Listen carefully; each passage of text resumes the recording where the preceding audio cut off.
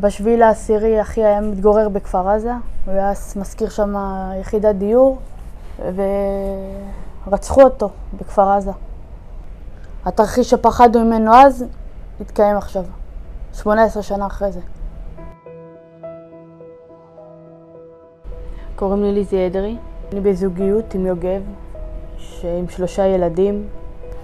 אני מפונה מגוש קטיף, מיישוב שקראו לו ניסנית. בשבת השחורה הצטרפתי למשפחת השכול בישראל.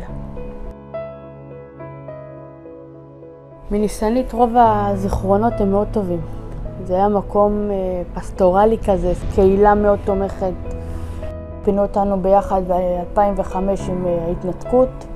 פינו אליה מרצוננו, הרגשתי נבגדת והיום עוד יותר נבגדת. זה התחיל כבר ב6:30 בבוקר, שאצלו היו צבע אדום ואצלנו גם היה צבע אדום. אני עוד מתחננת אליו שיבוא לניצן, והוא אמר לי, נראה לך? אצלכם בכלל לא מוגן, אצלנו לפחות יש ממ"ד.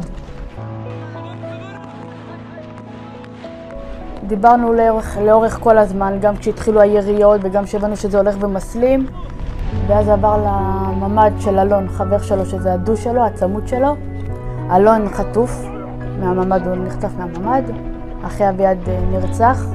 עוד לא יודעים בדיוק איפה או איך, אבל לפי מה שאני ראיתי בכפר עזה, סביר להניח שבתוך הממ"ד. הם הצליחו לחדור את הדלת של הממ"ד עם הקלצ'ניקוב. הם ירו בידית וככה נטרלו את האנשים שהחזיקו את הידית. אחרי 6 ימים באו ובישרו לנו שהוא נרצח. שירו הם פה בבתים שלנו. הם חטפו את חבר שלי, הם יורים פה בכל הבתים. תדברו על זה, תתקשרו לאנשים. הם פוצעים פה לכל הבתים.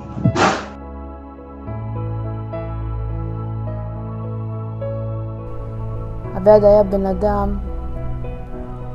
אדם של כבוד. היה לו חיוך כזה שווה שהיה ממיס אותך. דבר אחד הוא אף פעם לא אהב, מלחמות. הוא לא אהב לריב, הוא לא אהב לרחל, מעבר לזה שהוא קברתי את החבר הכי טוב שלי.